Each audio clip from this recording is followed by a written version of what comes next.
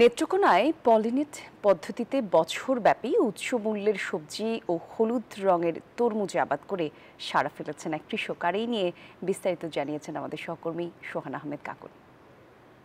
এসেছি নেত্রকোনার কলমাকান্দা উপজেলার পুগলা ইউনিয়নের পাবুই এলাকায়। পাবুই গ্রামে আমরা দেখেছি যে এখানে কৃষি বিশ্ববিদ্যালয়ের পক্ষ থেকে এবং উপজেলা কৃষি সম্প্রসারণ অধিদপ্তরের পক্ষ থেকে এখানে আজিজুল ইসলাম নামে একজন কৃষক, তার বাগানে এসেছি। তার বাগানে আসলে পলিনেট হাউজিং পদ্ধতি যেটাকে বলা হয়, সেই পদ্ধতিতে এখানে টমেটো, বেগুন সহ বিভিন্ন ধরনের সবজির আবাদ করেছেন কৃষক আজিজুল ইসলাম।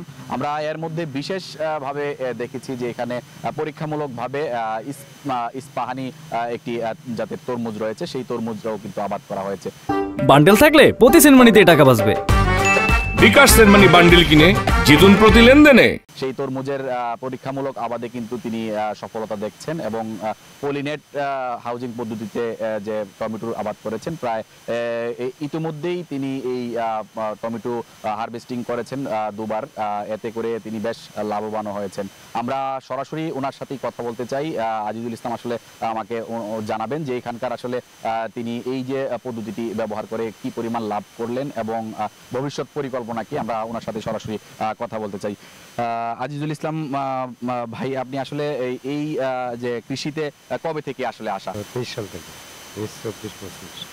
আর এটা দিছিল আপনার 24 সালে। মূলত কিন্তু এটার মধ্যে উচ্চ মূল্যের ফসল টমেটো, ক্যাপসিকাম এগুলোই বেশি করলে ভালো অফ টাইমে। আর বাইরে যেটা হয়তো বাইরে করা যায়, কিন্তু এটা তো বাইরে হয় না, যার কারণে এটা ভিতরে করা হয় টমেটো। তো আমি গত নভেম্বরে টমেটো দিয়েছিলাম। তো গত বছর বাজার খারাপ গেছিলো, এরপরে আপনি অল্প জায়গা তো এরপরে ভালো লাভ হয়েছে।